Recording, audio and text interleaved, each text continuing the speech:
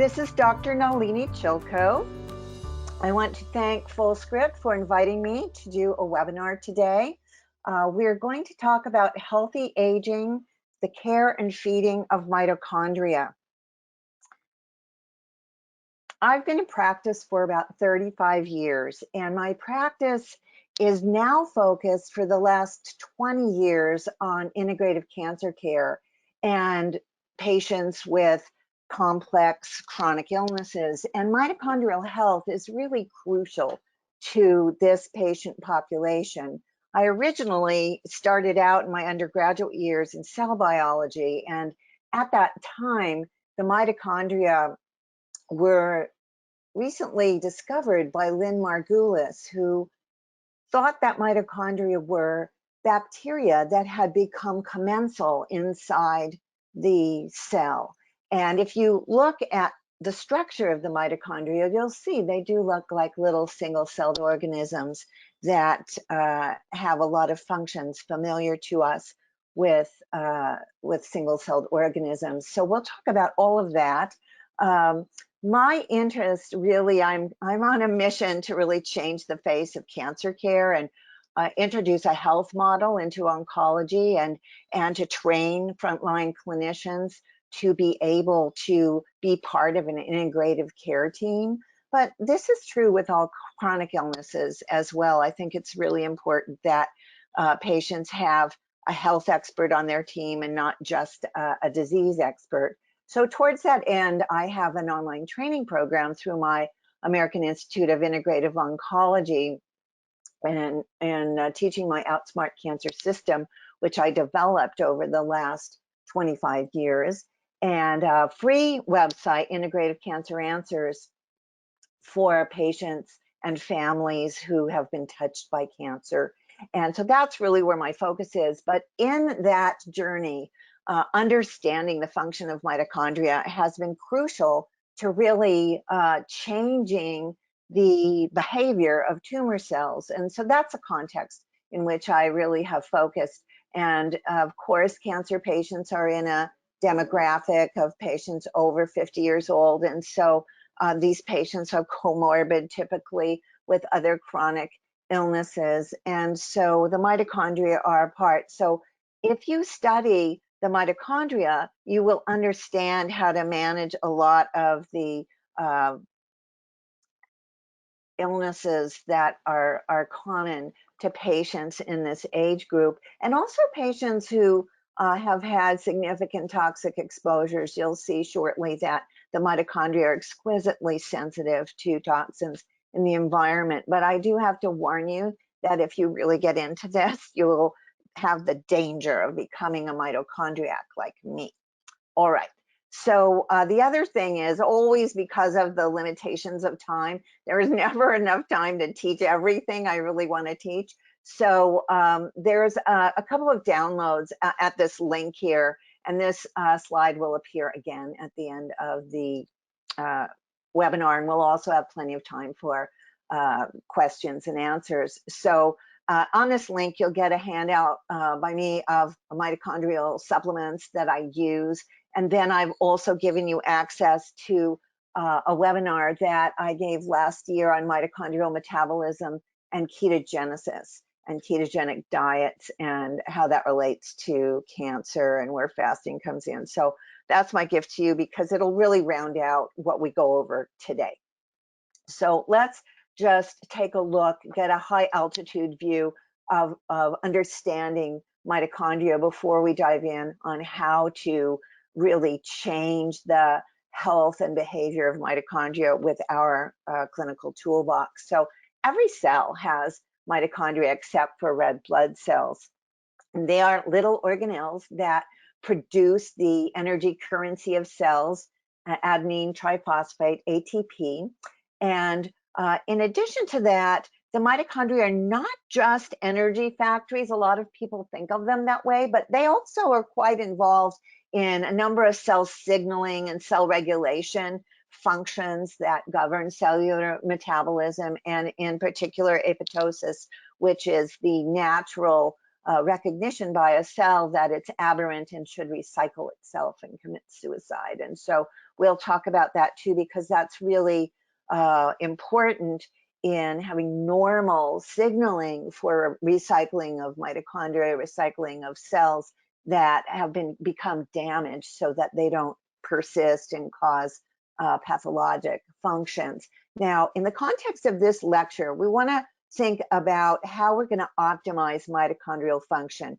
And there are a couple of really big factors to pay attention to as we go through the details. So we want to be sure we have good control of quenching free radicals, managing oxidative stress, because the electron transport chain, the process of oxidative phosphorylation, part of the energy production of ATP, is exquisitely sensitive to oxidative stress itself. It's a high oxidative environment. And so making sure that the cell and the mitochondria is able to quench free radicals is crucial to the function of mitochondria as well as the cell, and in terms of protection of mitochondrial and nuclear DNA.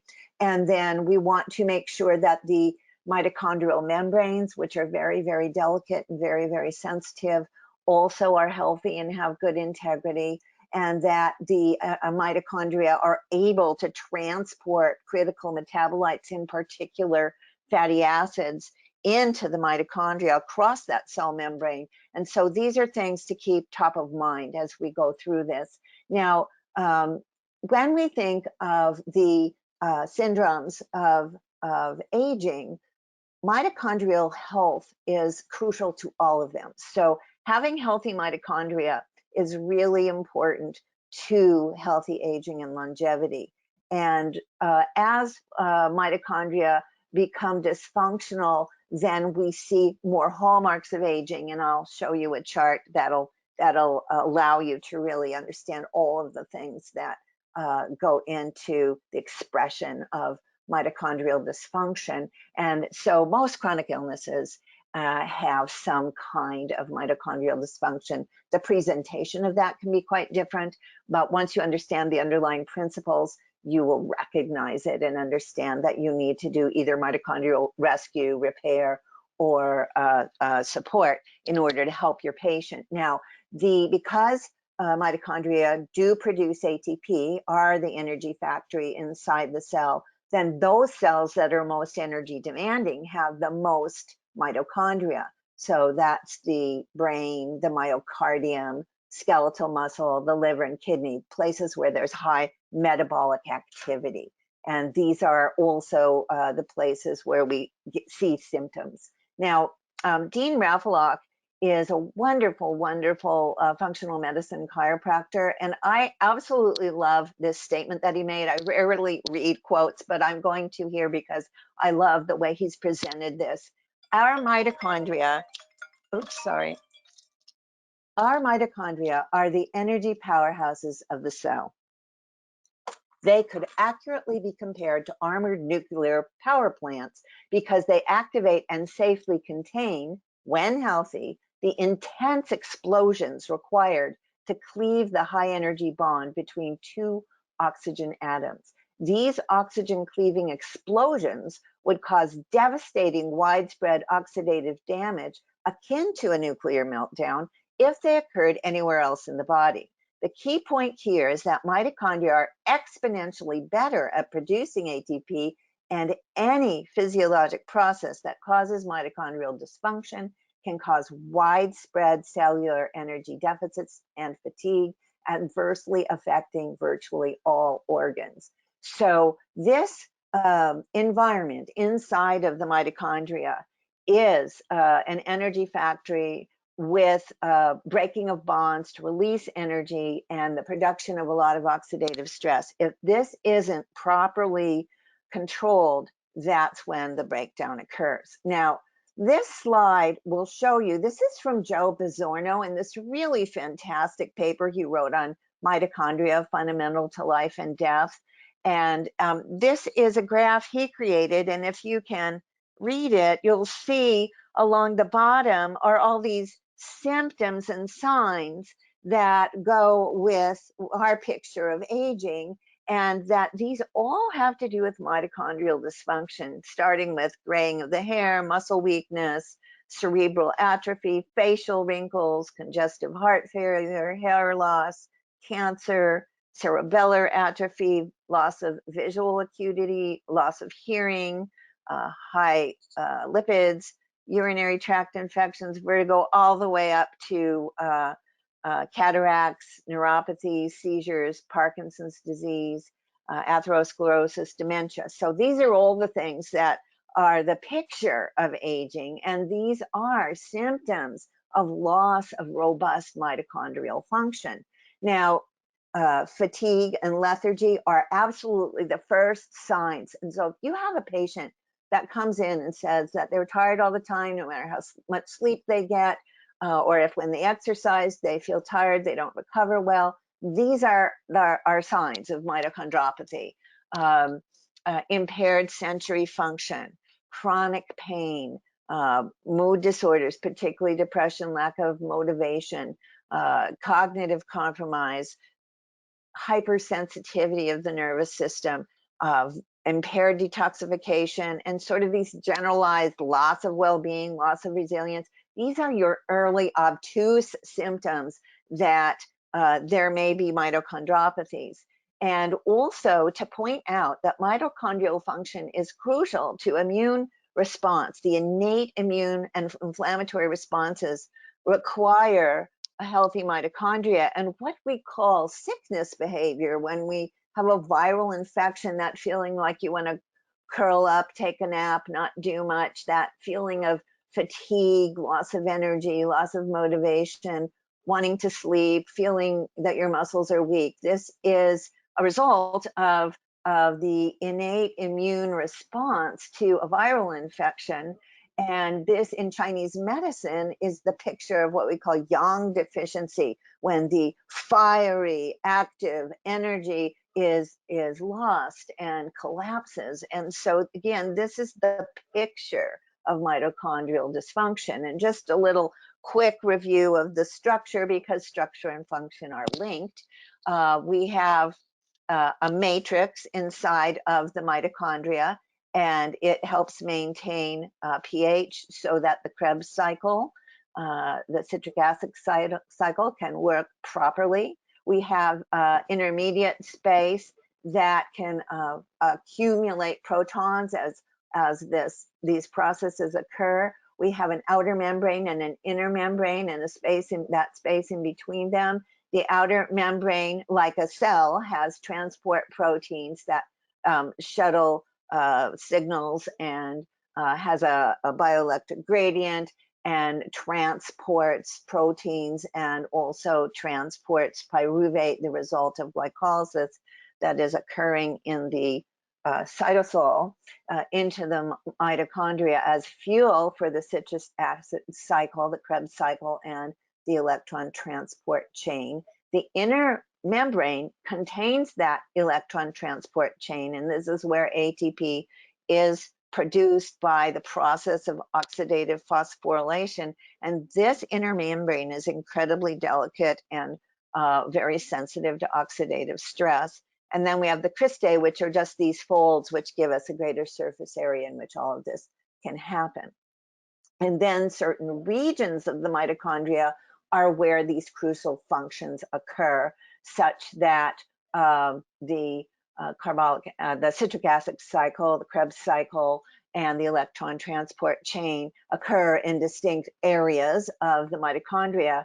And the products of all of these, ATP for fuel for the cell, energy for the cell, byproduct hydrogen peroxide has an impact on redox signaling and this ability to quench free radicals. We also have the production of other molecules of energy and nutrient sensing, such as cyclic AMP, NAD, and we also have the signaling for apoptosis, when the mitochondria releases cytochrome C out into the cytosol, and a series of enzyme reactions occur that trigger apoptosis. And then we also have gene regulation. And one of the things that is becoming more well accepted is that it's actually the mitochondrial DNA that is damaged before nuclear DNA is damaged. And then mitochondrial dysfunction leads to many other diseases that we may have thought of as nuclear genetic issues, but that comes second. And so protecting mitochondria from the environment is actually a very powerful thing to do. So why do mitochondria become dysfunctional? So there are many triggers of that will lead the mitochondria to become dysfunctional, which leads to apoptosis and the death of the cell in which that mitochondria resides. And so upregulation of the HPA axis, high cortisol, environmental toxins are one of the biggest stressors to mitochondrial function. Malnutrition, not having the right nutrients available to act as cofactors, and all of these reactions that are occurring inside of the mitochondria, high inflammation and high oxidative stress. These are conditions of the biosystem, of the terrain of the cell that impair mitochondrial function. And so if the Krebs cycle and the electron transport chain cannot perform mitochondrial function and produce ATP, and then all these other cascade of functions become involved such that the mitochondrial membrane becomes hyperpermeable and depolarizes, and therefore the electrical signaling that keeps this a coordinated symphony goes haywire. Again, oxidative stress, the depletion of NAD, and the release of cytochrome C are all the result of all this dysfunction. So when the mitochondria can no longer perform its function, it goes through signaling to tell the cell we can't survive and please recycle. And so that is what apoptosis is. Now, the mitochondria can also go through their own recycling without the cell failing, because there's a lot of mitochondria in the cell. And so if you have a cell with a lot of mitochondria, the whole cell might not need to go through apoptosis, and we'll show you that. I also want to emphasize that most pharmaceuticals are mitochondrial toxins. And so there's an inhibition of the mitochondrial DNA transcription and an inhibition of the electron transport chain, meaning that the mitochondria cannot normally perform its function of manufacturing ATP. There is an inhibition of the enzymes required for glycolysis and fatty acid beta oxidation, which again are parts of supplying the mitochondria with the raw materials to make ATP. A lot of pharmaceuticals, and particularly a lot of cancer treatments, produce oxidative stress and reactive oxygen species, and thereby damage cancer cells, then also damaging healthy cells and mitochondria. And then a lot of pharmaceuticals will increase needs for certain nutrients and create deficiencies that rob the cell and the mitochondria of the nutrients they need to perform their functions. And similarly, a lot of environmental chemicals and environmental inputs will damage the very delicate mitochondrial membranes. And this is everything from heavy metals, plastics, pesticides, herbicides, glyphosate, dichlorobenzene, pharmaceuticals we mentioned, even mycotoxins, excess lactic acid, ketones, lipofuscin, glutathione conjugates, such that redox isn't happening normally, some organic sulfates in excess. And so there's a lot of environmental stress for mitochondria. And so considering a intake of a patient of their toxic exposures when you're assessing a patient to help resolve not only the dysfunction in front of you, but the mediating trigger factors that came before, so that you have a long-term solution. Now, this image here comes from a paper on looking at metabolic therapies for glycemic and insulin control and the role of L-carnitine. So, of course, insulin and glucose are part of supplying energy for the cell, and if that is disrupted, then we are going to have this mitochondrial disruption as well. So I just want to impress upon you that all of these crucial functions lead to chronic illnesses. So mitochondrial gene expression might be changed. That can lead to vascular diseases, diabetes, obesity, insulin resistance. It can also lead to for example, heart failure, abnormalities in fatty acid metabolism, inflammatory impairment, enhancement of insulin resistance, which is really an epidemic, as we know, in our culture here in the United States, increase in reactive oxygen species, and changes in the fuel and energy homeostasis balance. All of these things are in the purview of mitochondrial function. And when any of these go haywire and dysfunction, then the cellular functions that give us health become disrupted.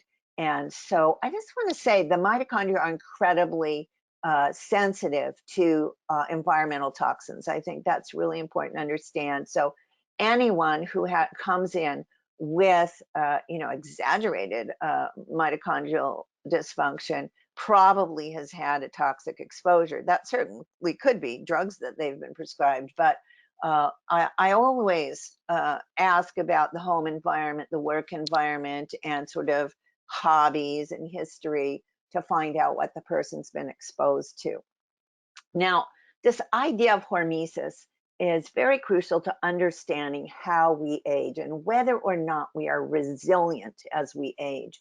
So hormesis means that a mild stress, a small dose of something, will actually stimulate our body to produce a solution, to produce a response that solves that need in our system.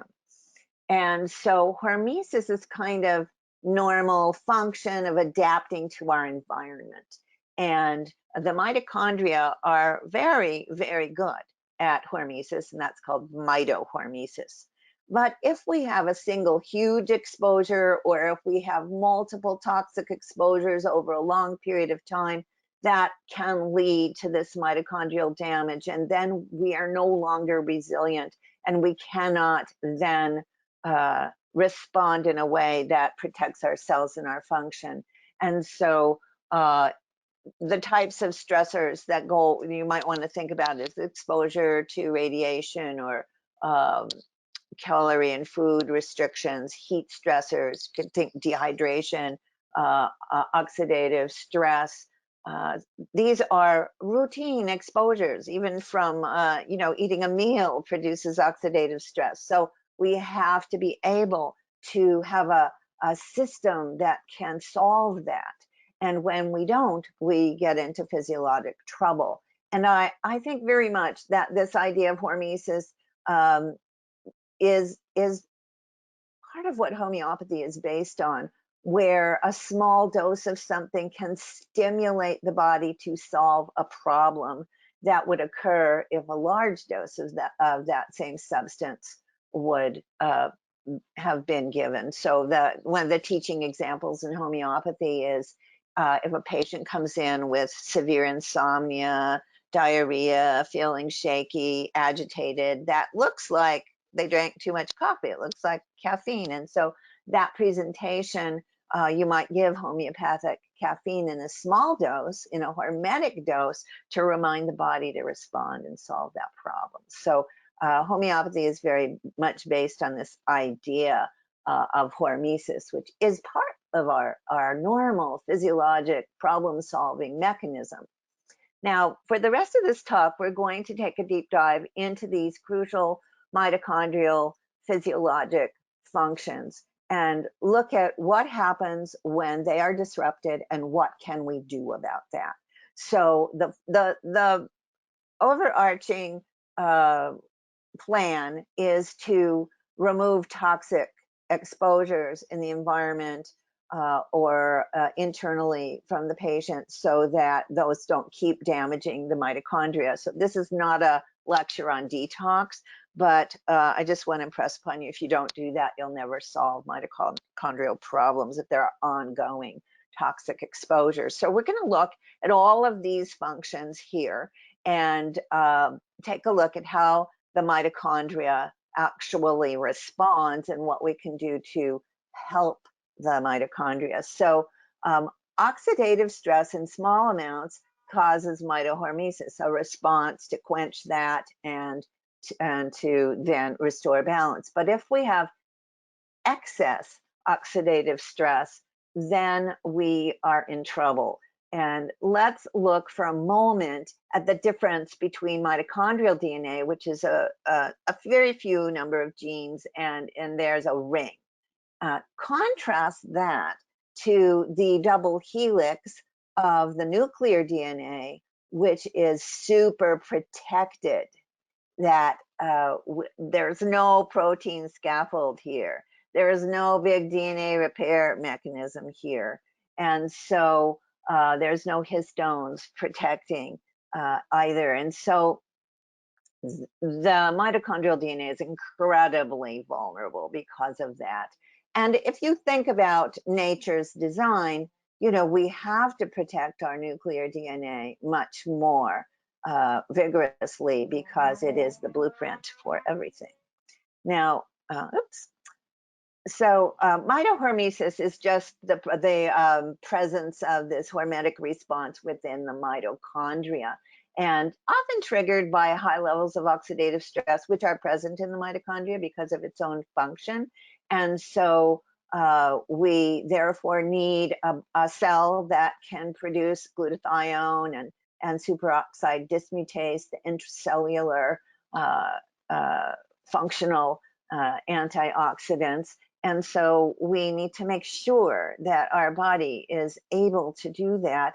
And of course, living in the modern environment very much depletes those intracellular antioxidants. And so some of the best ways to protect our cells are to ingest a rainbow colored diet full of phytophenols, and to make sure we have cysteine in our diet, which is a precursor to glutathione. And so we'll look at that in an upcoming slide. So if we just have these low levels of oxidative stress, which are normally present in the mitochondria, then mitohormesis is active, the system is adaptive and responsive and can quench that, and we are then able to have good resilience in the face of stress. We have a longer life with healthier cells and healthier function. So this adaptability at every level of the cell, whether it's the cellular level or the organelle level in this case. So this is just a chart here. On the left, eustress means, you know, normal stress, normal oxidative stress. It's just part of normal physiology, and we should be able to quench that and manage that in our cells, and therefore we don't have a increase in cell division or apoptosis. We have a nice balance and a nice redox homeostasis so that the functions in the cell are normal. And when we have the excess oxidative stress, then that overwhelms the normal physiology. We then get DNA damage, and both to mitochondrial and nuclear DNA. Also, the endoplasmic reticulum is very sensitive to oxidative stress. This is another major organelle within the cytosol. And we then are unable to control the kinases and phosphatases, which drive all intracellular reactions, and our ability for normal redox becomes disabled, and then we have abnormal cell growth, abnormal cell division, and cell death. And so this, you know, the process of aging, this is going on at a very, very slow rate in most people over time, because the longer you live, the more oxidative stress you're exposed to. And the longer you live, the more inflammation is going on in your system, and therefore you need better redox capacity. And so this is going on very slowly over time. But if a person has a disease that overwhelms the system, say a person has cancer or has an autoimmune disease or has SARS-CoV-2, this can overwhelm this system and produce mitochondrial failure. Now, let's just take a look again at all of the things that are the result of mitochondropathies. Diabetic retinopathies, glaucoma, macular degeneration, cardiovascular dysfunction.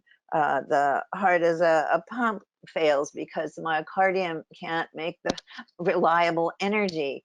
And then the structure of the heart changes, and then you have heart failure, you have coronary artery disease, the liver can't perform all of its functions, and so you can also then get cholestasis and then fatty liver disease, which is also a epidemic in our culture today. The kidneys have so many functions that they produce that are essential to our survival, and those all get disrupted, and we see a wide range of kidney disease because the nephron, which is a high energy demanding tissue, is inhibited and crippled by oxidative stress. So for example, some of the platinum chemotherapy agents are super oxidative, and that's how they damage tumor cells, but they also damage the kidneys. They're nephrotoxic,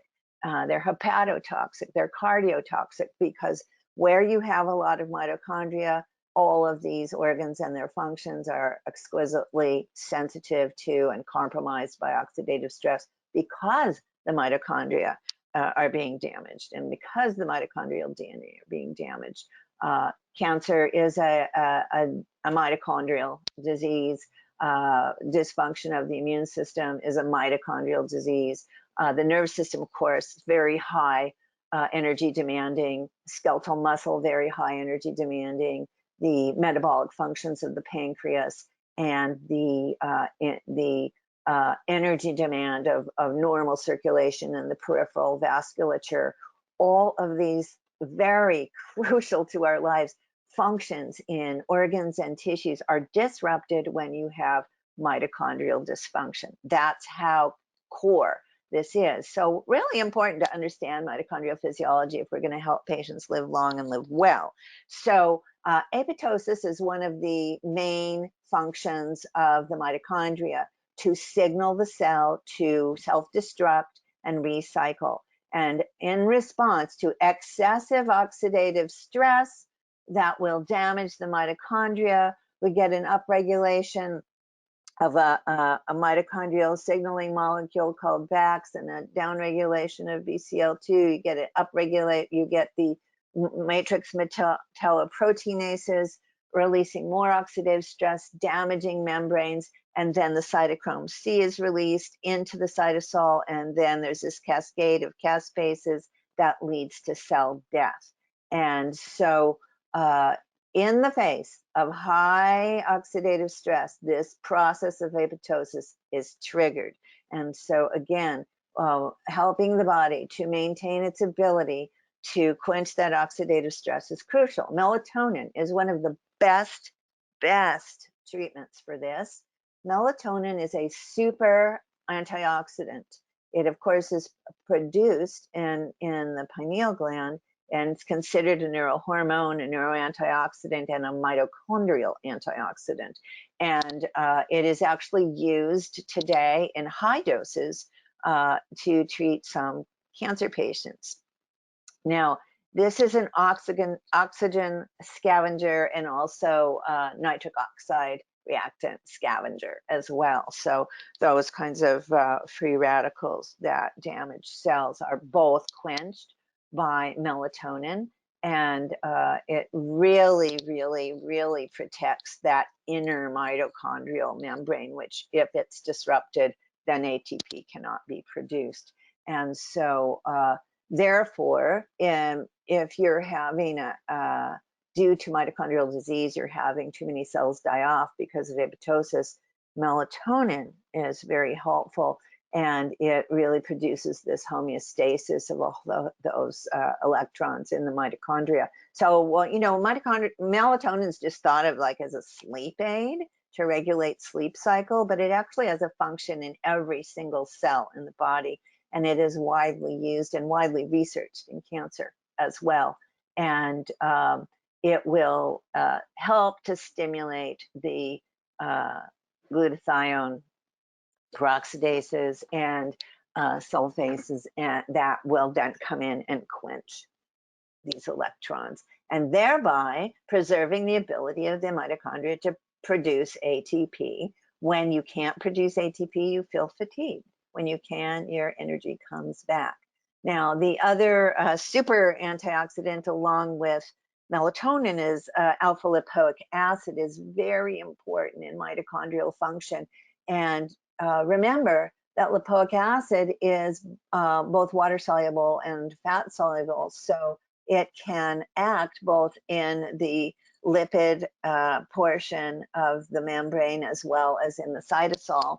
And so it's really important, and it increases mitochondrial glutathione and vitamin C, which is part of kind of resuscitating the mitochondria, and thereby allowing the membrane potential of the mitochondrial membrane to be normalized, and thereby allowing ATP to be synthesized. And there was this study that was done that showed that the enzymes in the Krebs cycle and in the electron transport chain were actually impacted in a positive way by supplementing with L-carnitine and alpha lipoic acid together.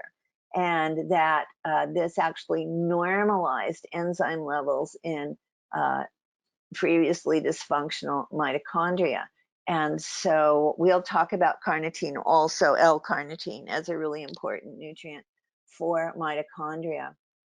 So we have these two super antioxidants for the mitochondria that act in many areas of the mitochondria. When you rescue the mitochondria from oxidative stress, then you get the opportunity to make ATP normally again.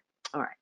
So mitophagy is similar to autophagy, which is when a cell has another pathway to self-destruct, or a mitochondria has a way to self-destruct and recycle itself if it becomes damaged.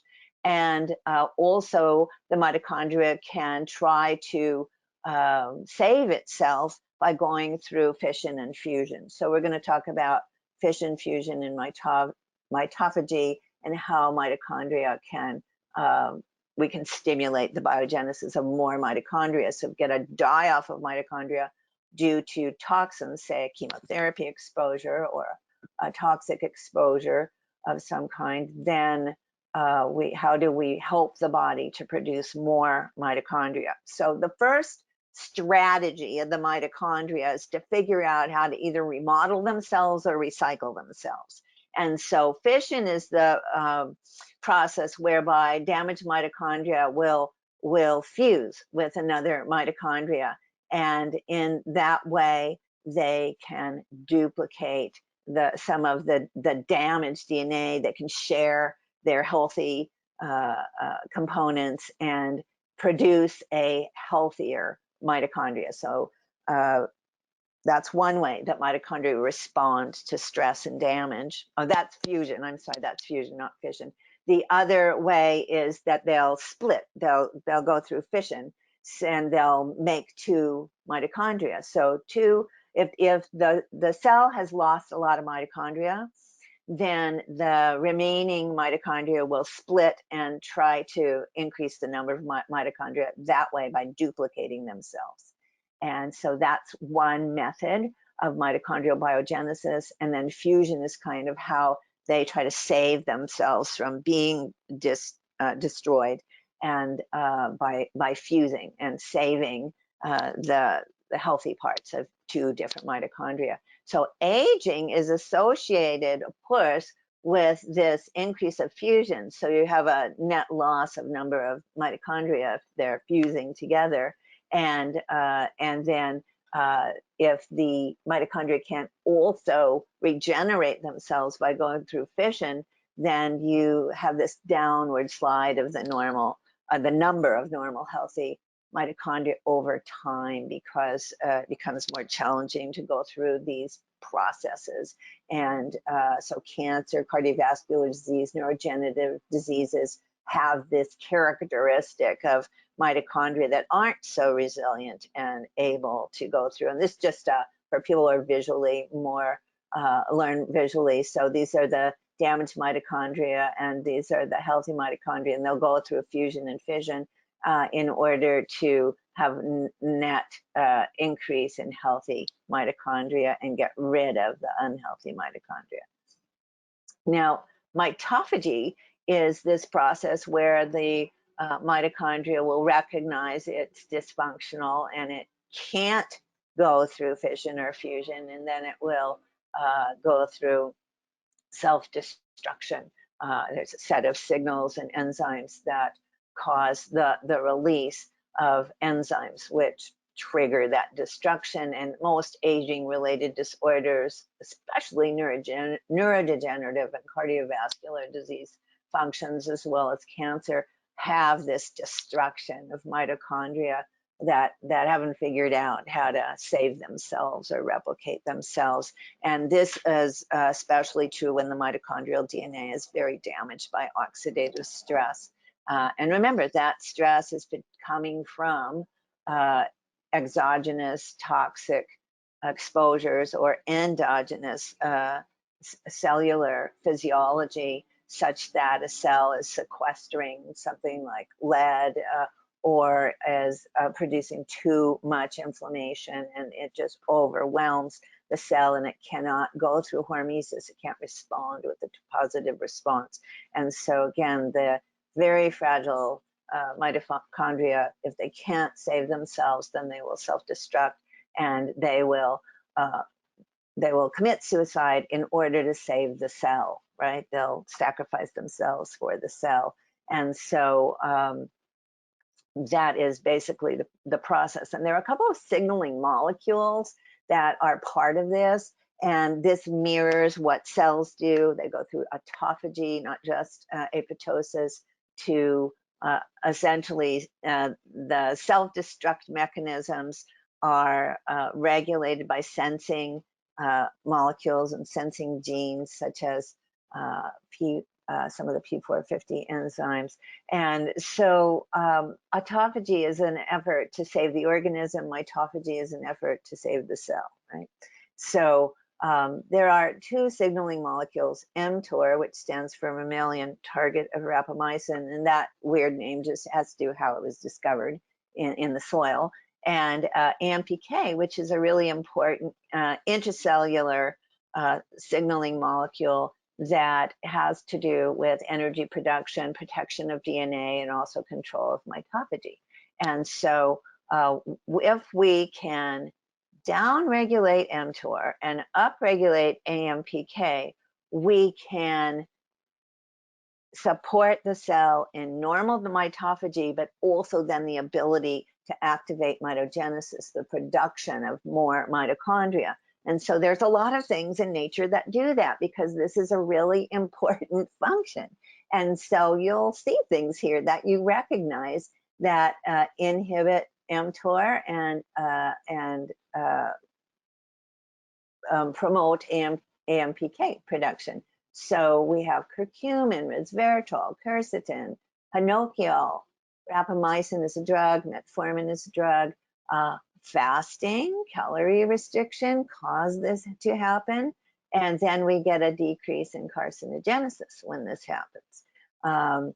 And when we promote AMPK, which we should do simultaneously, green tea has this capacity. Resveratrol is one of the most powerful, and it also increases sirtuins, which increase AMPK and also protect our DNA. Ginsenosides, so you can see one of the reasons why ginseng is a longevity botanical, Mamordica, which is bitter melon, widely used in cancer. Salicylic acid comes from willow bark, indo-3-carbinol and DIN. These are sulforaphanes that activate the NRF2 nuclear factor, which helps to protect cells from oxidative stress. THC from cannabis, salicylic in milk thistle, nicotinamide riboside, which I'll talk about in a moment, and metformin also. So you can see that these phytochemicals and a couple of drugs, rapamycin and metformin, actually are longevity compounds because they preserve the mitochondria. So they help us to age in a very healthy way. You'll also notice by looking at these lists, there's a lot of phytophenols in the botanicals that are here. And we have to have this balance, right, between mitochondrial death and recycling and mitochondrial biogenesis, the production of more mitochondria. There has to be an equal balance there to maintain stable physiology. And so if mitophagy wins out because the mitochondria are so stressed, then we accelerate the aging process. And there is a transcriptional regulator called PGC1A. And in the face of this, it can stimulate mitochondrial biogenesis. And this particular regulator will actually decline with age. It's a characteristic of aging cells. And this is one of the factors that interacts with nuclear factor RF2. And that is one of the best ways to control response to oxidative stress. So the sulforaphanes, like the DIM and the I3C, are examples that all of these are found in high amounts in cruciferous vegetables. Anything that stimulates NRF2 is going to be protective to the mitochondria and then help for there to be enough resources for the mitochondria to go through biogenesis and there to be more mitochondria made as the dysfunctional ones are recycling themselves. So we want to do things that promote the expression of PGC1A and NRF2 so that we have normal apoptosis, normal protection of the cells, and normal amounts of mitophagy.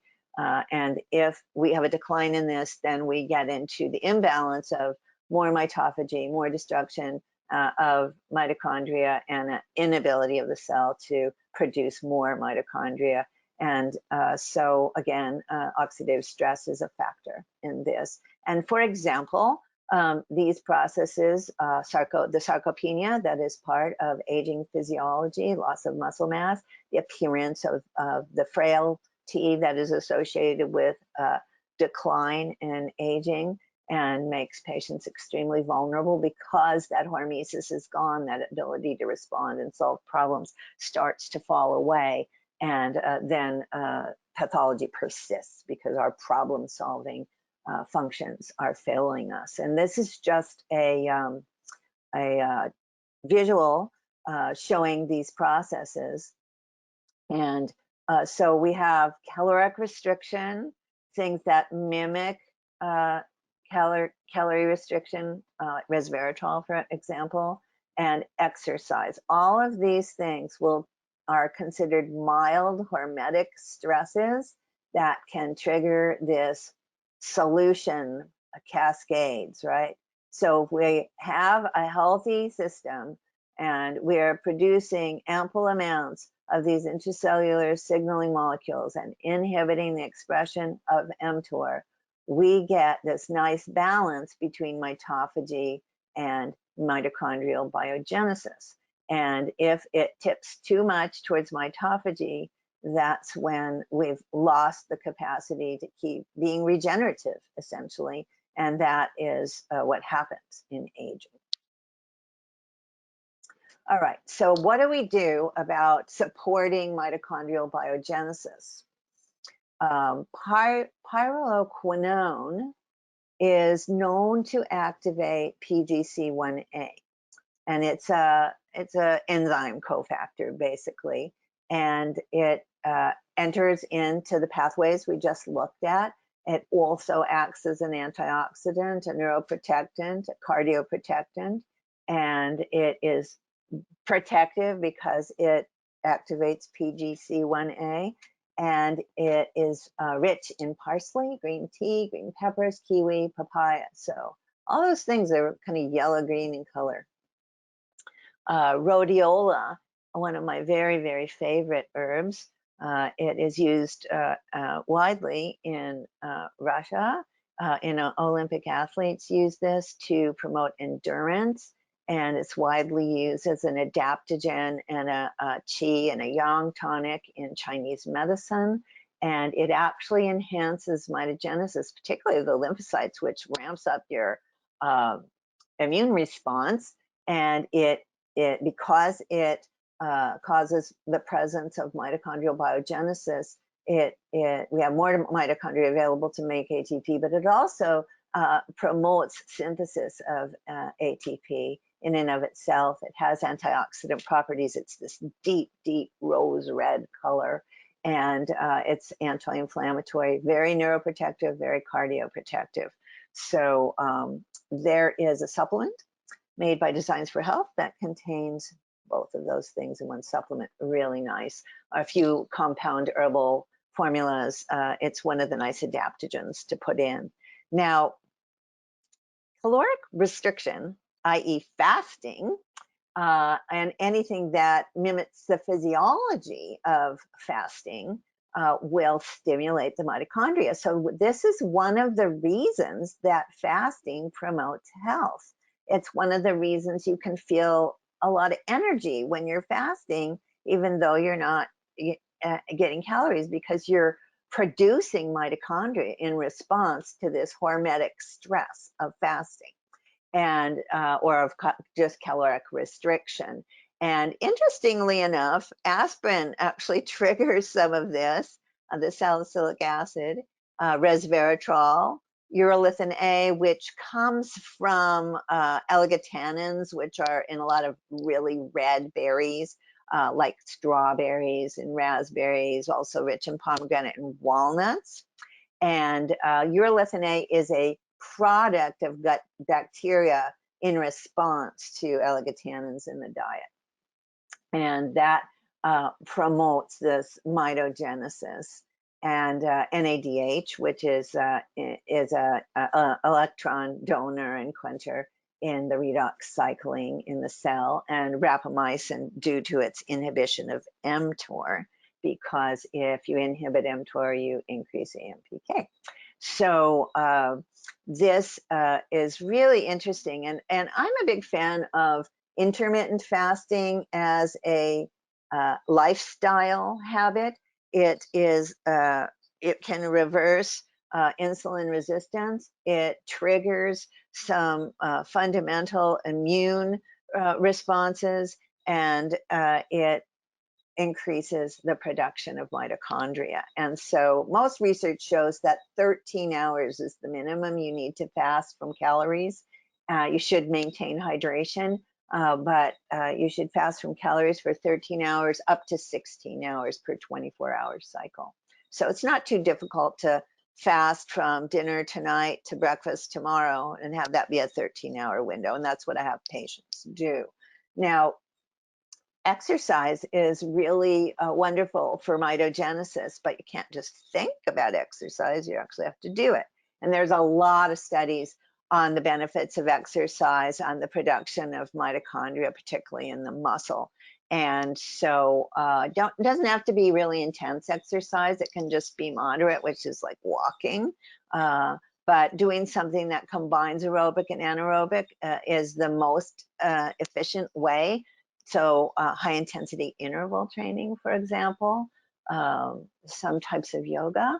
So exercise is important for multiple reasons, but it's really important in producing more mitochondria, and mitochondria that are healthy and can go through all of the steps of making ATP and having healthy membranes. So really important part of the prescription.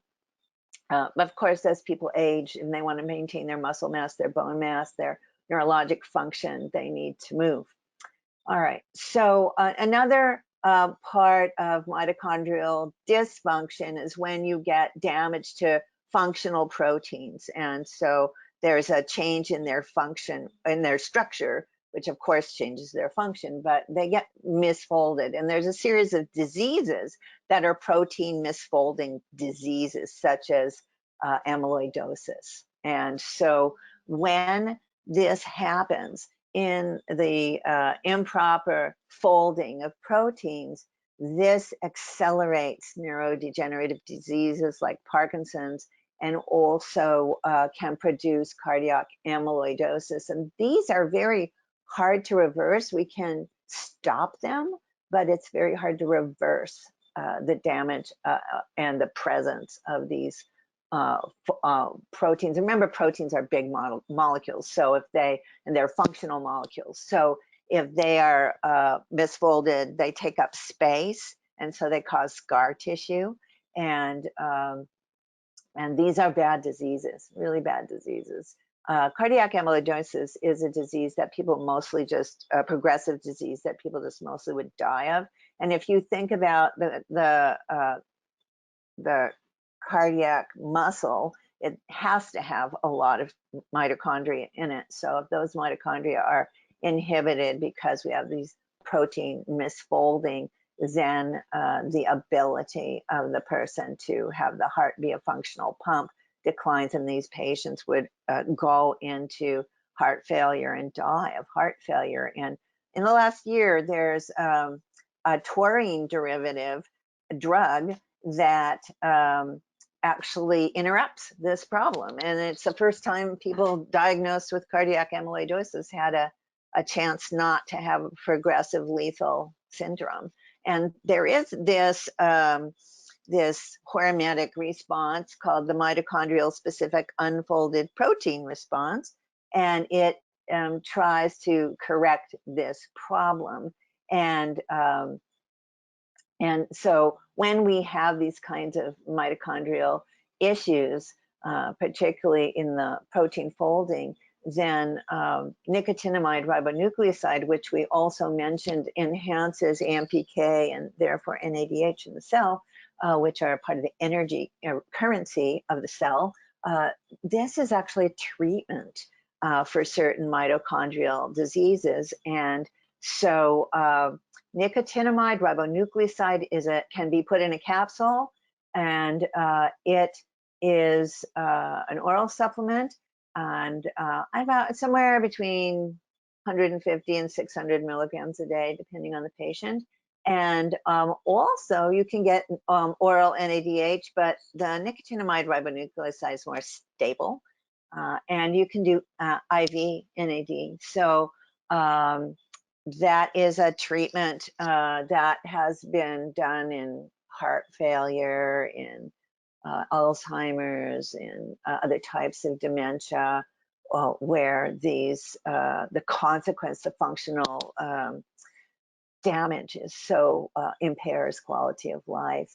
What we have learned also is that resveratrol amplifies the functional response to these NAD and nicotinamide ribonucleoside supplements, because it produces SIRT1, which is just part of that pathway. So it just makes, you're using two cofactors together that make that just much more efficient.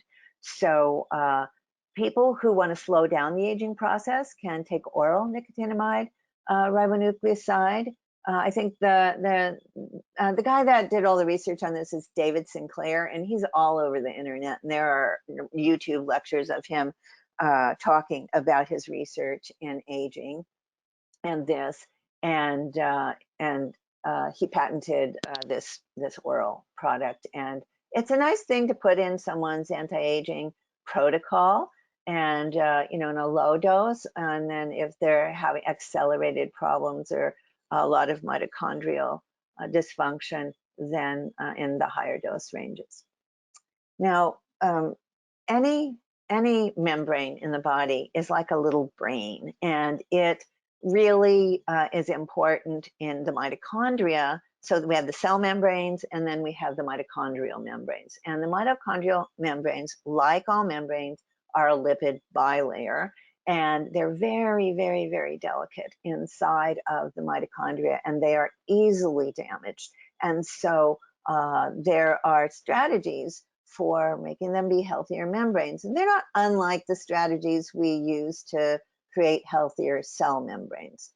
They are built out of phospholipids, and they also really are damaged when in the presence of high levels of oxidative stress and the inability of glutathione to be effectively produced to quench that are impaired. So, you see these mitochondrial diseases, but in particular, cardiac failure and chronic fatigue have this characteristic of damage to the mitochondrial inner and outer membranes. Now, I want to point out that this paper, and I'll talk about it momentarily, is published, written by Garth Nicholson and Michael Ash. Michael Ash is a well-known functional medicine clinician and researcher in the UK, and his work is stellar. And so they did this paper. They looked at the health of mitochondrial membranes, and could you use oral lipids and antioxidants and cofactors to try and correct that and have a therapeutic plan to address it. And this was done in the context of how chemotherapy damages mitochondria. And they discovered that if they used oral supplements that could rebuild the membranes and combine those with antioxidants, they were able to rebuild both cellular and mitochondrial membranes and enhance function. So here are the things you think about in terms of the lipids and the antioxidants and cofactors. And so this is a slide of nutrients that impact healthy mitochondria, essentially. So the omega-3 fatty acids in high doses, at least 2 to 4 grams a day. Most of my patients take 4 grams.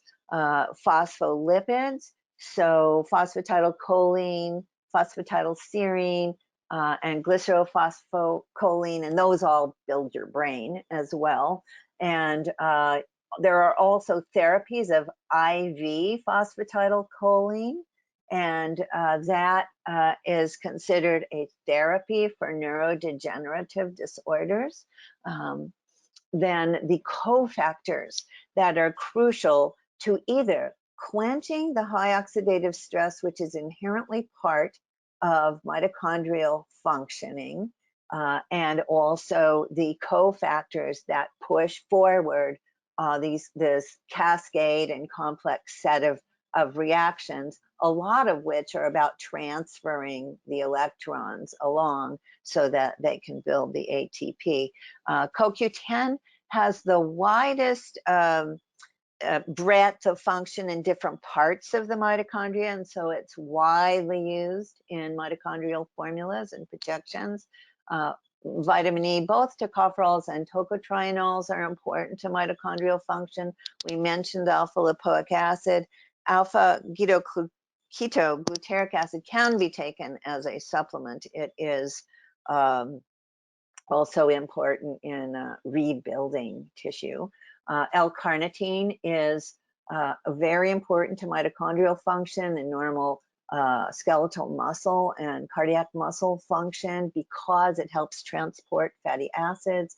All the B vitamins are involved in the Krebs cycle set of reactions. Pantothenic acid, which is a B vitamin. Zinc is such an important mitochondrial nutrient, as is selenium, and zinc, of course, is one of the great immune modulators as well.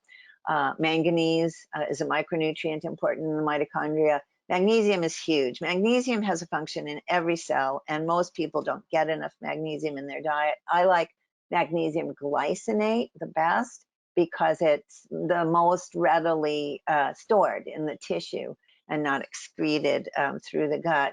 And I like to give somewhere between 600 and 800 milligrams of magnesium a day to anyone who has a cardiovascular or neurodegenerative disease, or is complaining of the symptoms of mitochondrial dysfunction. You can take oral NADH. Because it's an electron donor, it doesn't have a long shelf life. So the nicotinamide ribonucleoside is a better choice. It's a lot more expensive also, though. All right, now I know you can't read this, but I put it here because it's the infographic from this paper by Garth Nicholson and Michael Ash, and it's kind of a summary of everything I just talked about. So if you want to see it in a readable form, then you can go to the original article, or you can just enlarge this slide when you are outside this live lecture. And it really is a summary of all these relationships of function. And then, of course, that electron transport chain that transfers electrons down a series of reactions has to function for ATP to be produced. And so how do we support that? So the electron transport chain is itself an energy requiring set of reactions. And so we must have this transfer of electrons be able to happen. And also fatty acids are required for the function of the electron transport production. And so we have to have carnitine.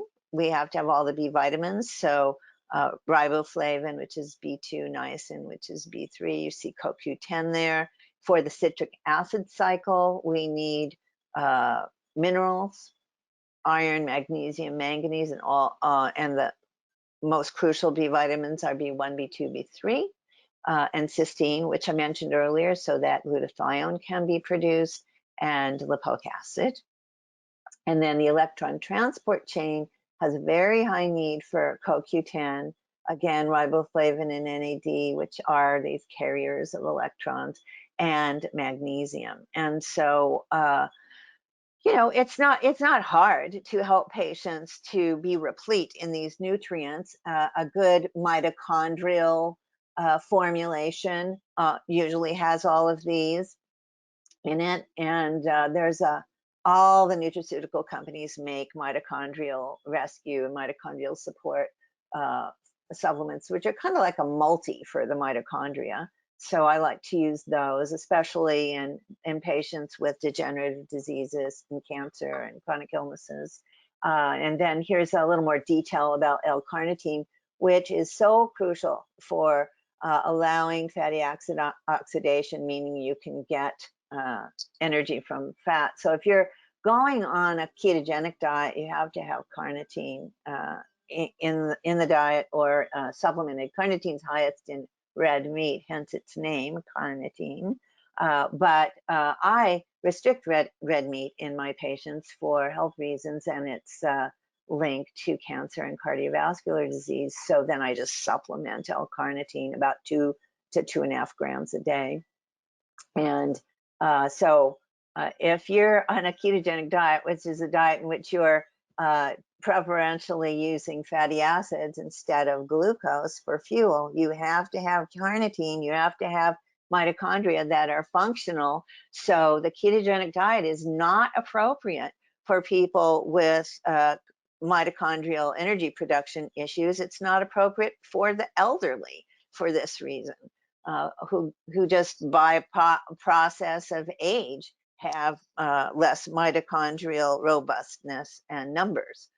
So if we have a lack of carnitine, then you have fatigue, which is the primary symptom that alerts you to mitochondrial dysfunction. Now, CoQ10 comes in 2 forms in supplements, the ubiquinone and the ubiquinol form, and the ubiquinol is just the reduced form. And there's a lot of controversy of which is better. I happen to think that it doesn't matter that much as long as you have it in a lipid-soluble supplement or take it with a fatty meal. And it is also great to take CoQ10 and lipoic acid together because they function in so many parts of the mitochondria together. And lipoic acid is one of the main things we use to repair and protect neurons from damage from oxidative stress.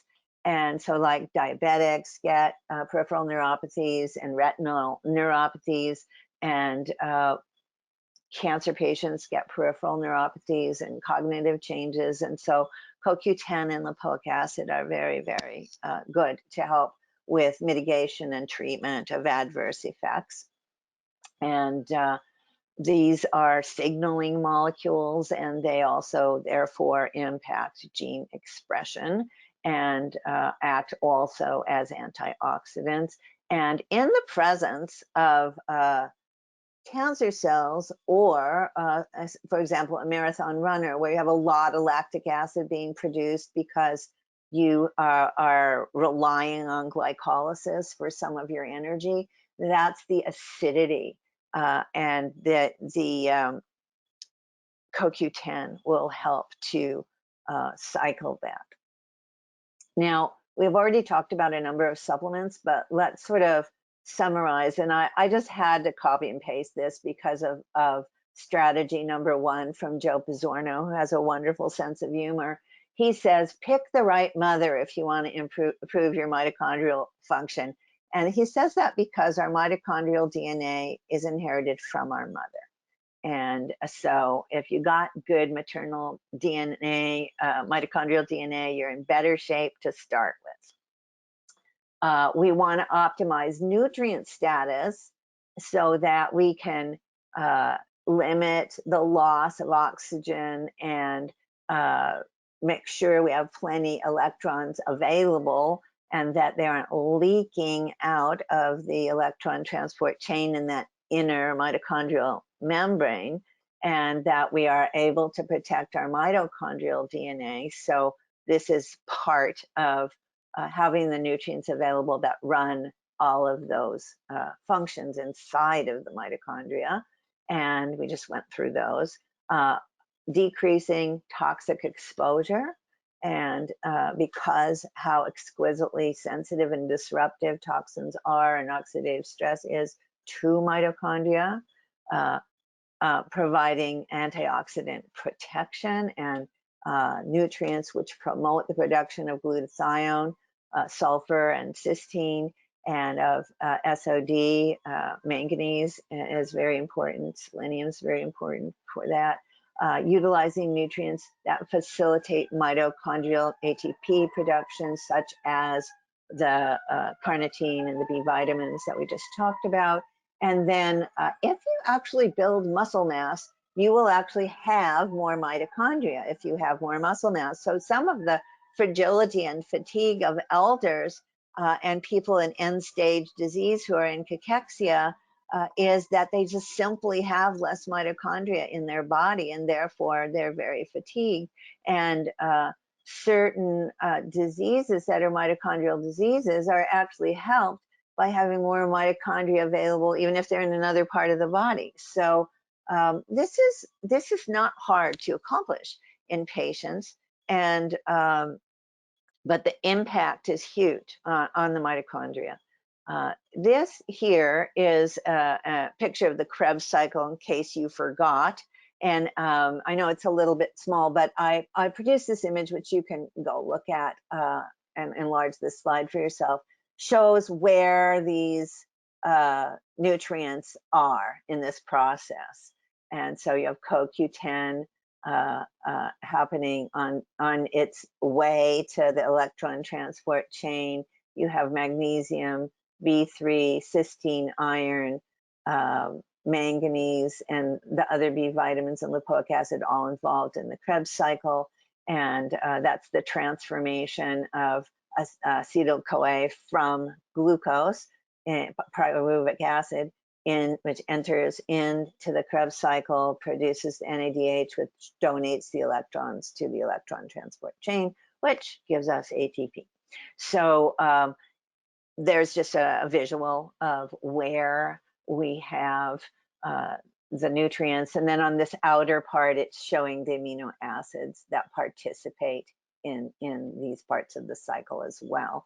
Hence, protein repletion is very important. And sometimes, like, I will give someone an amino acid complex powder just to increase the influx of all of the amino acids. And I don't just use the branched chain by themselves. I use the powders that have all the essential amino acids in them.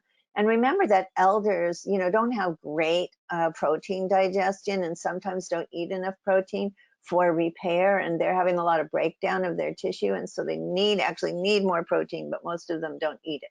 So you can think about that, or if you really have to repair tissues, let's say someone's had a hip replacement or a major surgery, making sure those amino acids are replete is really important. Or let's say you're trying to rebuild the gastrointestinal lining when someone's had leaky gut or an inflammatory procedure, maybe they had radiation to their pelvis. So I put amino acids in.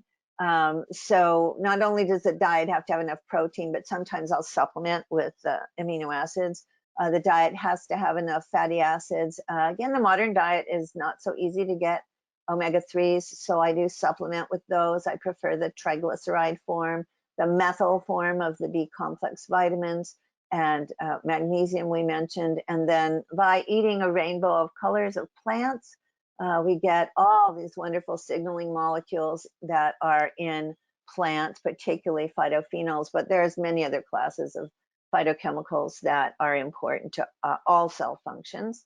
And so making sure you look at someone's diet and if their food preferences or their habits are such that it's really better to supplement, and then you'll know how aggressive you need to be with dosing. But these are the cofactors that run this machinery of the mitochondria. Now, dietary and lifestyle interventions are also not too hard to implement. It just requires good patient teaching. So intermittent fasting, we mentioned, or those things which mimic calorie restriction like resveratrol. A plant-based diet, because it's rich in phytochemicals and fibers.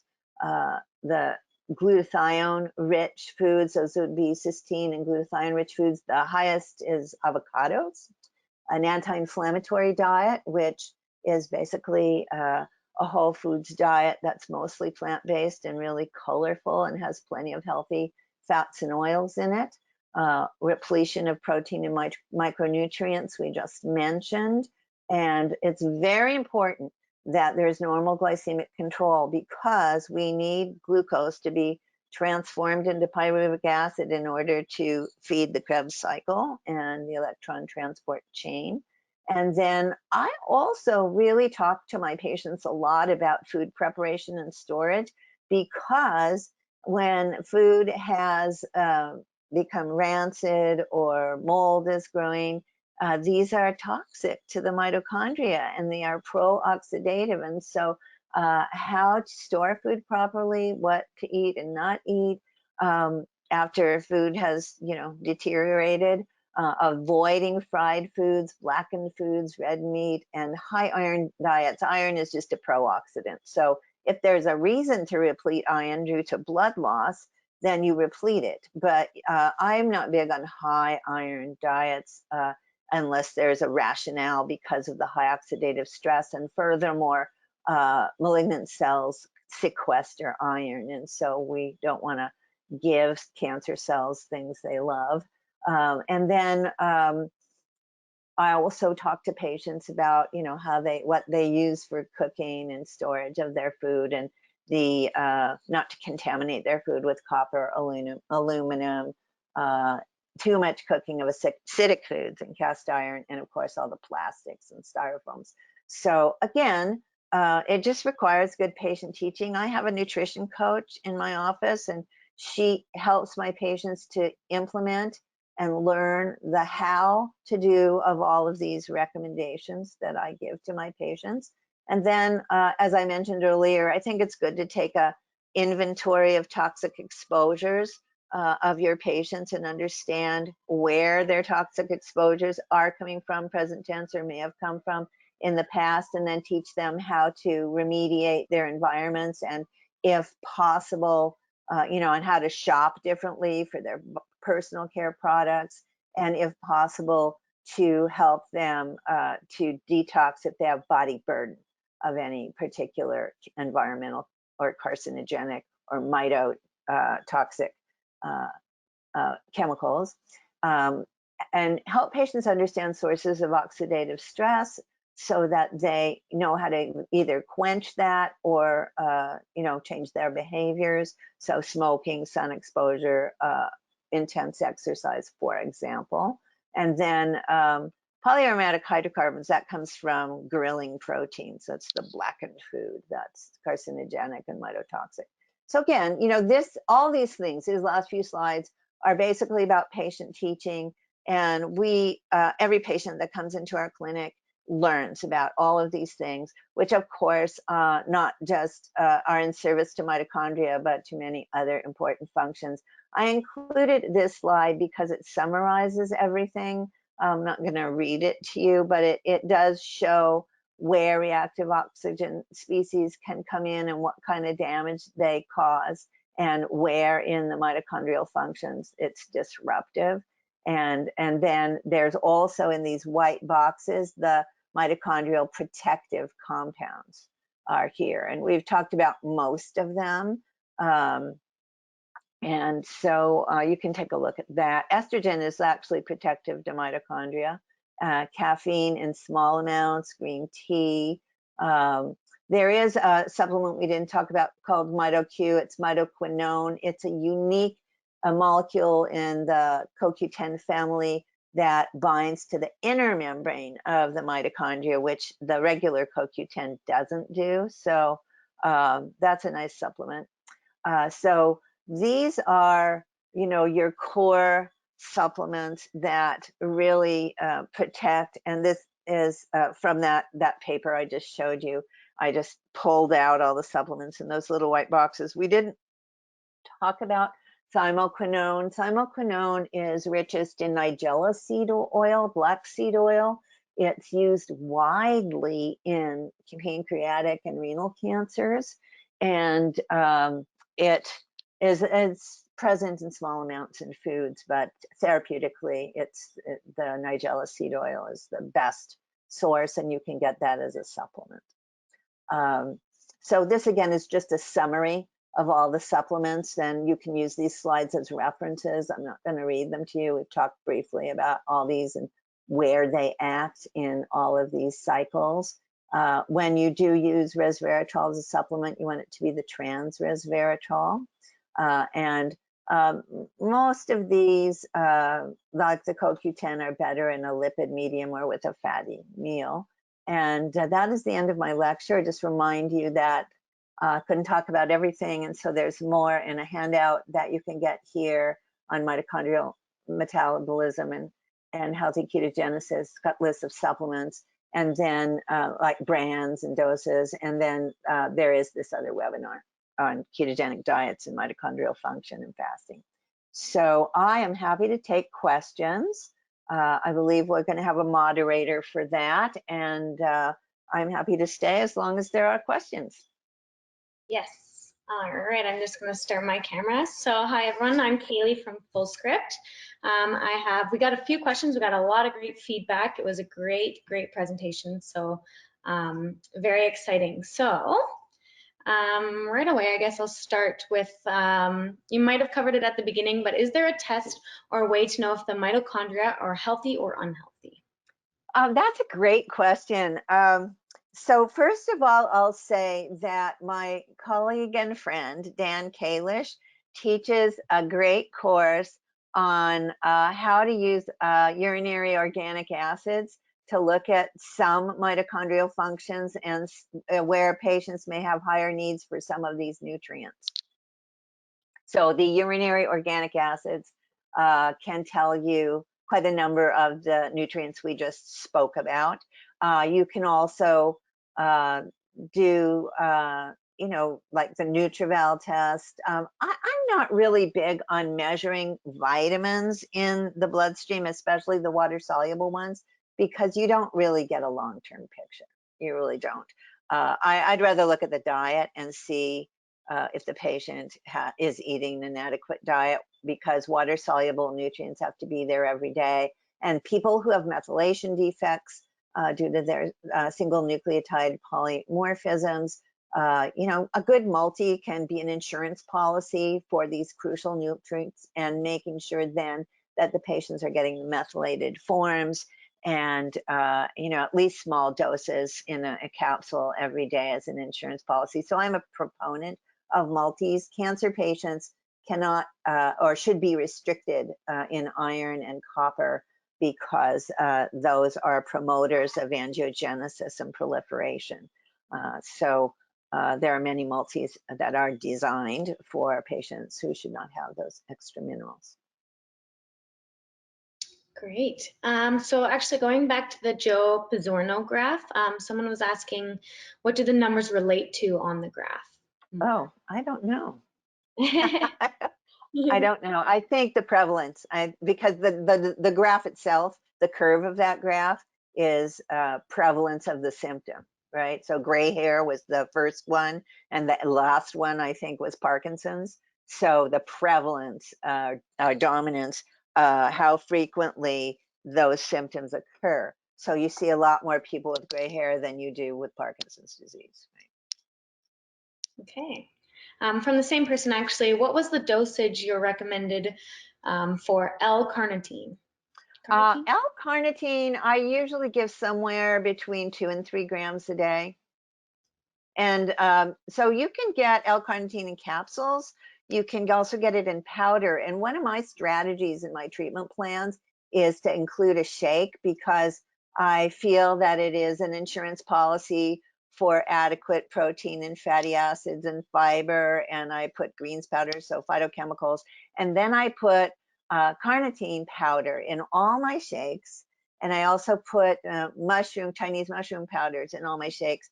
Things that I want to be sure the patient gets every day. And then that cuts down the number of pills they need to swallow also. So if they're willing to do a shake, and my practice, all my patients are over 50 for the most part. And I'm certainly younger people get cancer and have chronic illnesses. So I do have people in their 30s and 40s, but most of my patients are older. So they are suffering from the early signs of sarcopenia. In fact, all cancer patients suffer from sarcopenia before you can see it. It's happening. So I put carnitine in all my protocols, and if a powder can be used, I'll use it. It's a little bit sulfury tasting, but it doesn't overpower the shake. Okay. Candida is something with which cancer patients have to contend with frequently. Can candida growth in the colon or small intestine interfere with nutrition, causing a malnutrition? Well, the colon is not a site of nutrient absorption. That occurs in the small intestine. And so when we have small intestine pathologies, we can have absorption issues.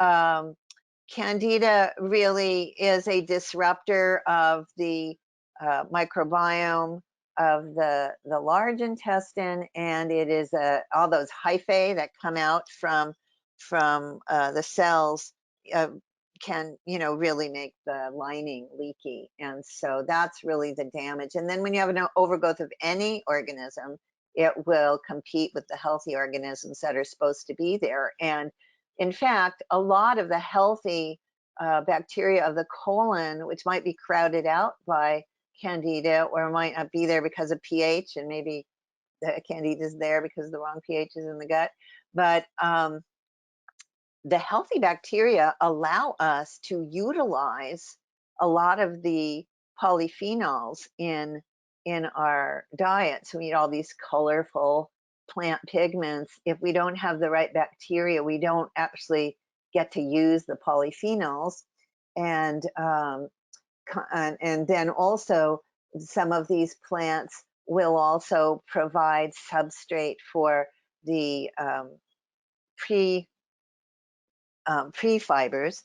And so, there's a lot of reasons. We use different supplements in foods, but candida does not cause malabsorption, because candida grows in the gut. and the site of nutrient absorption is the small intestine, which has a very different pH than the large intestine. Great. And then from the same actually attendee, are you seeing a difference in the benefit between ALA versus RALA? The R form, so, you know, the most molecules have a racemic form, an R form, or an L form. The R form is the biologically active, and I want to use that form preferentially, yes, because the L form doesn't act biologically. So, for example, a lipoic acid supplement that doesn't say R lipoic acid has both in it. And so if you look at the milligram amounts, it's 100 milligrams of lipoic acid mixed, right? Not separating out the R form. You have to calculate that half of that is going to be active, whereas you prescribe the R form, all of it will be active. Great. So a couple questions I think about amino acid supplement. And so they're basically asking which AA powder do you use and where do you get it? And then what your favorite protein powder and amino acid supplements are. Okay. So I really like, some companies just make branched chain amino acids formulations, and some companies make amino acid formulations that just don't have all of the essential amino acids. So I think that the Thorne amino complex is a great product, and it comes with a little scoop in it. You can take one scoop once or twice a day, depending on, you know, if you have a post-surgical patient, take one twice a day. If you have a patient with leaky gut, take one twice a day. It really rebuilds tissue. And, you know, a lot of times when people are in pain or they're ill, they also don't feel like eating. Cancer patients are taking things that disrupt their digestive tract and affect their appetite. So you don't ever want to have excess protein. And Americans are really good at excess protein. So for cancer patients, there's a sweet spot of about 50 or 60 grams a day. And like a lot of people who eat paleo diets and eat a lot of animal protein, or people who are doing ketogenic diets with a lot of animal protein, are getting really a lot of protein. And that is not healthy for most people. I mean, if you're an athlete and you're trying to rebuild muscle because you've broken it down, fine. But if there's not a rationale for super high protein, it actually is not a great idea. Oh, and the protein powders. So there's a lot of good protein powders out. So there's different forms of protein. So in the vegan category, I think the best choice is a pea protein. And you can get organic pea proteins now. A lot of people are using hemp, but it's not as efficient in its protein activity and usability as the pea protein. And so Designs for Health makes a really nice pea protein. I also like to use collagen protein, but some people have antigenic reactions to it. And so, yeah, if somebody has autoimmune disease, I wouldn't use collagen protein. I'd stick with the least antigenic that you can find. So, you know, if someone is sensitive to lectins, then you really can't use the pea protein. So I think then most people, even people who are dairy sensitive, can tolerate whey protein. It's certainly the best tasting of all proteins. And so you could use that. It also is a great promoter of glutathione because it's rich in cysteine, and you want whey protein that is not heat treated, so it preserves the immunoglobulins. So I think whey protein is good, even for people who are dairy sensitive. Usually there's not the triggers, the proteins and the lactose are not really high in whey protein if it's a you know, purified product. There are peptide powders, Designs for Health makes, so it's not collagen, it's peptides, so that's broken down, and so it's a little less, it's not antigenic at all. And so peptide powders come generally from beef, And those are very highly efficient. But some, if you're vegetarian, you wouldn't want those. I think that the best tasting powders are from Designs for Health, and I happen to know that they were designing their formulas when their kids were little, and the kids were the taste testers. So if the kids wouldn't take them, they'd have to change the flavoring. They also make stevia-free products, so you don't have that weird stevia taste as well. So I think, you can target it to the patient, but the least expensive is the pea protein. And if somebody doesn't have a lectin issue, then I usually select pea protein because I want to focus on plant-based, not only for the patient, but for the planet. Yeah, that's great. So Laura's asking, are the mitochondria of cancer cells structurally or functionally different than the mitochondria of normal cells? So that's a great question. So cancer cells are not like healthy cells, and they have a tumor mass will have really dysfunctional capillaries in it, a really weird looking, tortuous, thin, skinny, easy to damage capillaries, and its organelles are also not normal, and cancer cells have dysfunctional mitochondria. And one of the reasons that cancer cells shift away from doing the Krebs cycle and the electron transport chain is because their mitochondria are not efficient, and they will preferentially use glycolysis. They'll use glucose as their primary fuel and not use fatty acids. And so that's why a ketogenic diet, it's stressful to tumor cells because you're taking away the glucose as a fuel and giving them, if your fatty acids are the fuel, and then those mitochondria are unable to use the carnitine to transport the fatty acids, then you can't make energy either. So cancer cells have to have a higher metabolic rate to make more ATP by glycolysis, because glycolysis is so inefficient. And then there's all this lactic acid left in the tissue, and an area around the tumor is very acidic for that reason. So that's a long answer to yes, the mitochondria, other organelles, and structural tissues are not the same in a cancer cell, which we take advantage of those vulnerabilities and design diets and treatments to stress those cells. That's great. We have a lot coming in. I'm not sure how you are for time, but we can still. Oh, I can, let's say we'll go till 2 o'clock, let's say. Okay. So 2 o'clock my time. So I'll stay here another 20 minutes. Okay, perfect. Okay, so the doses of L-carnitine and ALA cited from the study are pretty whopping. Do you see similar benefits in lower doses for a longer period than the 30 days that the study cites? I dose high because my patients are really sick, and there is distinct difference between a nutritional dose of a supplement and a therapeutic pharmacologic dose of a supplement. And so I am trying to push pathways as if I'm using nutraceuticals in a drug-like fashion. So the dose is adjusted to the patient. And so would I recommend those in a young, healthy 25-year-old? No, it's not necessary unless they're doing something where there's a lot of oxidative stress. But these are therapeutic doses.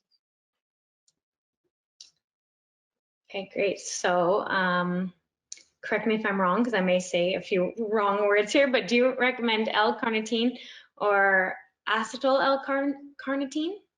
So the acetyl form of carnitine is much more readily crosses the blood-brain barrier and into neurons, peripheral neurons. So if we are dealing with central nervous system issues, cognitive issues, brain cancers, or peripheral neuropathies, the acetyl form is preferred in that case.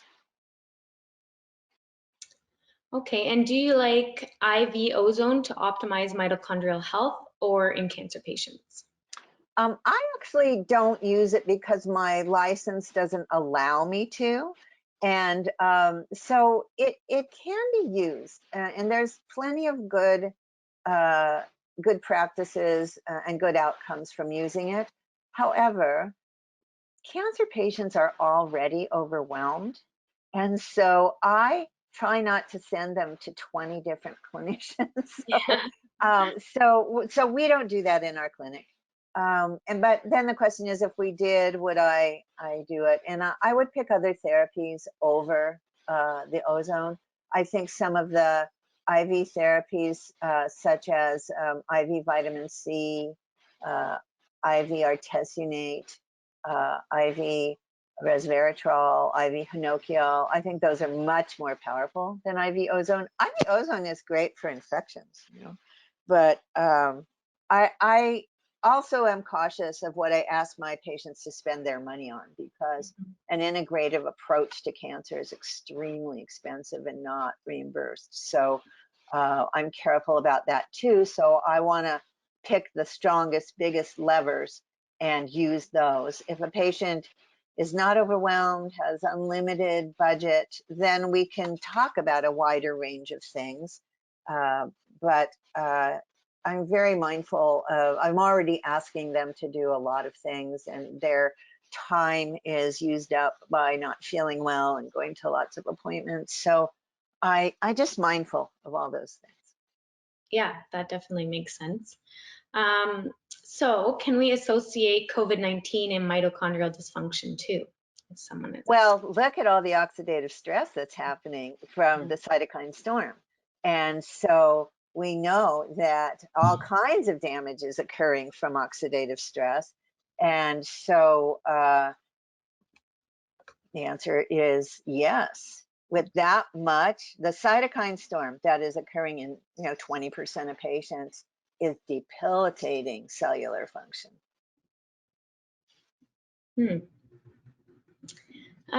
So we have why can't we can't measure oh my gosh. Mitophagy. Yes, thank you.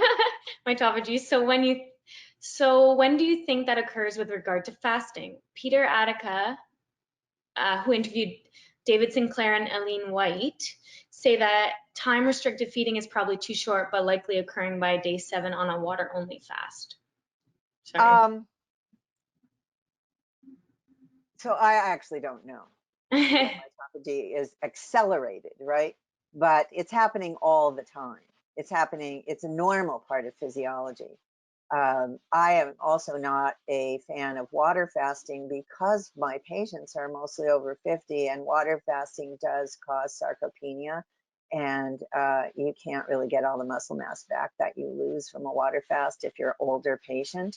And so extreme therapies are for a small number of people. And I like the work of Walter Longo, and his work with intermittent fasting actually shows what you can do in a more middle path kind of approach. And so also there are people that do caloric restriction as a lifestyle.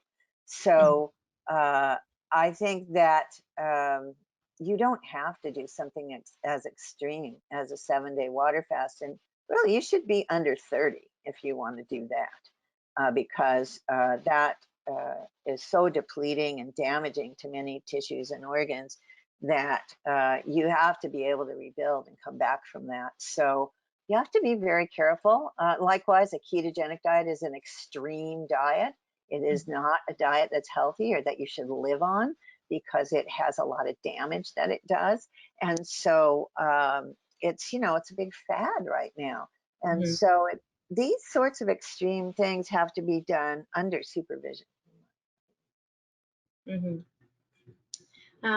What are the major blood worker markers signifying potential mitochondrial damage? So we have to extrapolate from what we know the mitochondria needs, or from what we know damages mitochondria. So if you see a person with high heavy metal burden, high burden of toxic chemicals, mycotoxins, you can assume that there's damaged mitochondria. If you see a very, very malnourished patient, but anybody who can afford functional medicine has plenty of food to eat, so they're not suffering from beriberi or kwashiorkor. So, we see when patients have deficiencies that need to be optimized, so I don't see patients who have nutritional deficiency diseases. I see patients who have inefficiencies in their system because they have a need for a little more of a nutrient. My patient population is not suffering from food insecurity. So it depends who you're treating. It really depends. So you can look at fatty acids in the blood. You can look at protein and albumin in the CBC. Low albumin is a marker of cellular breakdown. You can look at the amount of oxidative stress in the blood. All of the things we talked about, all the nutrients we talked about, you can do an amino acid analysis. But the things we do in the patients that can afford to see us, for the most part, we're just tuning them up. They don't literally have a disease that's a carnitine deficiency disease. They don't have rickets. They just they're not getting enough calcium in their diet. So we aren't seeing those things in our patients. Now, if you do work in refugee camps, that's a whole nother story. That's another story. And there's a charitable organization called Vitamin Angels that actually donates vitamins from nutraceutical companies to people in refugee camps and people where there's food insecurity to prevent some of the terrible diseases that occur from that. But that's not our patients. Wow. Okay, so what would you say are your top 2 to 3 important antioxidants or nutrients someone should be on if they have a known mitochondrial dysfunction? So I think the best thing, I'll just go back to saying eat the rainbow, because before I give a capsule, because you can give people greens powders and reds powders and tell them to eat a colorful diet and give them such a wide range of phytochemicals that trigger antioxidant response. So, and that's the least expensive thing to do also. However, I feel that lipoic acid is a really important, and CoQ10, I use those a lot. And I guess along the line of recommending, do you recommend bone broth? Yes, I do, because a cup of real bone broth has 10 grams of protein and as collagen, and it also has a lot of glutamine and a lot of minerals. Usually, it's made, it's made in a vegetable broth base by many companies. So it has potassium in it. So it's one of my convalescent foods, functional foods, for my cancer patients who are going through chemotherapy, to repair the lining of their gut, to give them an easily absorbable form of protein, and to give them all that glutamine, which repairs epithelial linings. So I think it's a great functional food. I'll actually have my patients drink 4 cups of bone broth a day while they're going through chemotherapy, if they can. Wow, that's very interesting. Yeah. And would you supplement with an iron, or would you supplement iron in a severely anemic cancer patient, and particularly the lymph and blood cancers? So cancer patients typically do not have iron deficiency anemia unless they've had blood loss. The anemias that go with chemotherapy and radiotherapy, or the hematologic cancers, are diseases of the bone marrow, which are not iron deficiency anemias. And so you either have the chemotherapy is wiping out some of the cells in the bone marrow, and then you have low cell counts. There you have a red blood cell anemia. It's not an iron anemia. It's a myeloablation anemia. And so you have to fix that. There's a wonderful modern Chinese herb formula called Marrow Plus by Health Concerns that is used in oncology clinics in China, and I use it widely in my practice to support the bone marrow while patients are going through myeloablative and myelosuppressive therapies like chemo.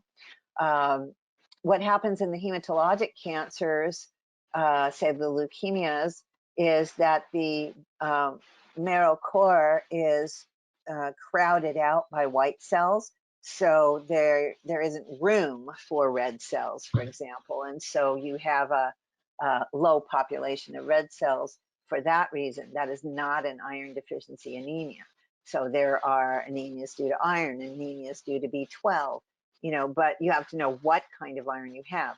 If a patient has low serum iron, I want their serum iron to be in the lowest quartile of normal, not above that.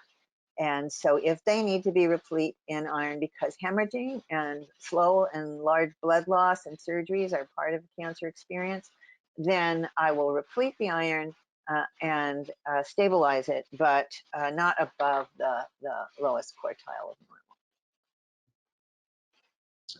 Okay, and what do you know about POTS and mitochondrial dysfunction, POTS, and what can be recommended for these patients? What does POTS stand for? It just says POTS, so I was kind of thinking maybe you had a better, oh man. So let's go on to the next question. Okay, because it's it's like a condition that affects circulation and blood flow. But I can move on. There's some questions specific to the age of patients, like how much manganese would you recommend someone in their 60s be using? So, you know, things like manganese and selenium are micronutrients. They're micronutrients. And, you know, if you eat a diet that has a wide variety of foods in it, you get enough manganese. You probably need 2 milligrams a day, you know. So you can usually eat that. Some chiropractors use magnesium supplements to repair connective tissue, but that's not my wheelhouse. So you know, these are micronutrients, and they're not used up typically. Some of them are, some of them aren't. Some of them are stored in tissue, like magnesium, but you just need micro amounts, and so the micronutrients are pretty easy to get in the diet, unless you want to use them therapeutically, and so. You can also see some people may have an unusual metabolism where they always are low in something, but more often I see diseases of storage. So there's iron storage and selenium storage diseases where the numbers go up too high, and then you have other problems. So those micronutrients, typically, whatever's in a good multi is sufficient. I rarely use them by themselves, except for zinc, which I use in therapeutic doses up to like 90 to 100 grams a day. Okay, maybe one more. We'll see. Milligrams, not grams, milligrams. Milligrams. How do you approach dietary interventions for cancer patients with short gut syndrome? Meaning that I'm going to assume that means that they had a resection of their small intestine. So there's different resections happen in cancer patients.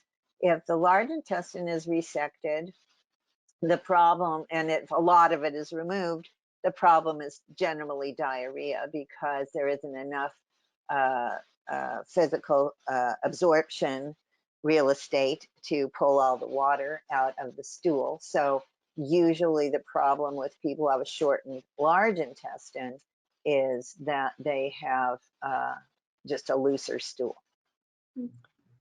When people have an ostomy, then I also try not to have a super high fiber diet because that makes more stool, because the bulk of the stool is cellulose from plant material. And so nobody wants to have to change their ostomy bag all the time. So you can reduce the volume of stool by reducing the amount of fiber in the diet, and there needs to be fiber in the diet. And then trying to have a healthy microbiome is also important when someone's had an ostomy. Now, a resection of the small intestine is actually not very common, thank goodness, because the small intestine is crucial for nutrient absorption. And when people have a resection of the small intestine, they are often, those patients may have problems with significant problems with the absorption and utilization of certain nutrients, in which case we do want to measure and replete in the blood. And it's not that common, but and then you just have to experiment and see what works for each patient and what they can tolerate. If they still have pancreatic enzymes and if they still have bile being secreted into the small intestine, their digestion is pretty normal. But if they also have lost that, then we're in real trouble. We're really in trouble. And then you want to use concentrated powders that concentrate nutrients, but they have to like sip on it during the day. They can't take it all at once. And so there are different kinds of meal replacement powders, and you have to see what needs to be put together for the patient. Sometimes they will, well, let's say it's protein they're not getting enough of. Let's say they can't utilize their carbohydrates. You just have to find out what's going on with them. And, you can do like the Genova comprehensive stool and digestive analysis can show you what they are and are not digesting. And if a patient has an ostomy, it's easy to get a stool sample from that. But, the small intestine has its own microbiome. When anybody has surgery on any area of their digestive tract, the microbiome of that area is totally disrupted. So you have to rebuild that. It's complicated. These are very complicated. It depends if the patient's 80 or if they're 30, And so all of my patient treatment plans are individualized. But those are tricky. Thank goodness they're not that common. So I just figured out with each patient. Yeah. Okay, one quick one, and it's specifically for you. So are you taking any new out of your state patients via telehealth or making recommendations online or any virtual practicing? Are you doing any of those? My practice right now is 100% telemedicine. I'm not seeing patients in my office because of COVID-19. I live in Los Angeles and it's a mess here right now. And also because my patients are so vulnerable, Yeah. And so, and before all of this happened, I have an international telemedicine practice. And so, yes, I am taking patients from wherever they live. And if anyone wants to reach out as a patient, the email for my clinic is patients with an S on the end, PATINTS at healthtools.com. That has an S at the end too. Patients at healthtools.com is the email for my clinic in Santa Monica, but I haven't seen a patient there since March. So, yeah.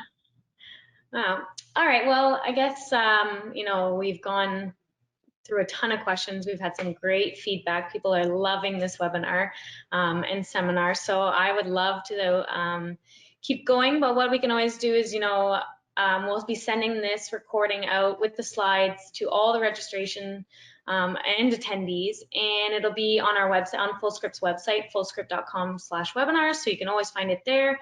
Any questions, you can email webinars@Fullscript. I can try to answer or pass it along to Dr. Chilkov. So lots of options there for follow-up, but I love that we had this today, and I want to say thank you so much for presenting and taking the time to answer all these questions.